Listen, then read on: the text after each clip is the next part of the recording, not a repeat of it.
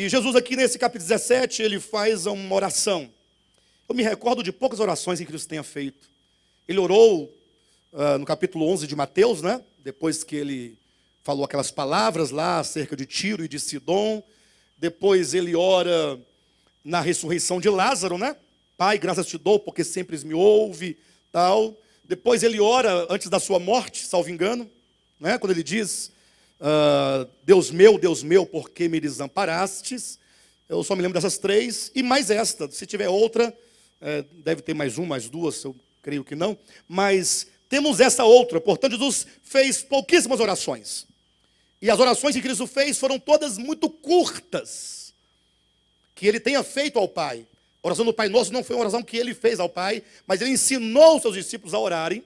Então, as três primeiras orações que eu citei de Cristo são pequenas, são curtas e não demonstram muito da verdade, no sentido de que Jesus não expõe muito do seu pensamento. Mas o capítulo 17 de João, nós temos uma oração em relação às outras longa. Ocupa aqui 26 versículos. E aqui é Jesus orando ao Pai antes da sua morte, momentos antes de ser preso e de ser crucificado. Então, imagina você que essa oração, não somente pela questão quantitativa, pelo volume de palavras que ele fala com o Pai, em relação às demais orações, mas sobretudo no aspecto qualitativo, a qualidade da oração, a essência da oração, até pelo momento, porque agora ele está chegando no finalzinho da sua vida terrena, e agora ele vai cumprir cabalmente aquilo para o qual ele foi enviado. Ele iria sofrer efetivamente, enquanto homem, a morte na cruz do Calvário. Ele seria preso, mas não preso por ser um malfeitor. Ele foi preso porque tinham inveja dele. Ele foi preso porque não queriam que ele reinasse. Ele foi preso porque ele era uma ameaça aos postos, aos tronos, aos governos, tanto do povo quanto da própria religião.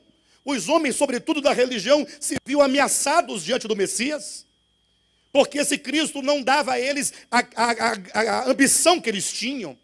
Eles eram homens ambiciosos e gananciosos, e Cristo veio destruindo todo aquele reino diabólico da religião, aquela ganância, aquele egoísmo, aquela avareza. Jesus destruiu tudo pregando somente o reino do Pai. Então esse momento é o momento mais dramático da vida de Cristo, e portanto é o momento em que nós o vemos conversando com o Pai. Então eu imagino que um diálogo do Filho com o Pai, do Cristo de Deus com o Pai, neste momento tão dramático e tão maravilhoso ao mesmo tempo, são palavras muito reveladoras, muito grandes, porque aqui ele não fala por parábolas, aqui ele não fala por mistérios, aqui ele não fala por sinais, aqui ele não fala nem mesmo aos homens que muitas vezes não podiam compreendê-lo, mas aqui ele fala de Deus para Deus.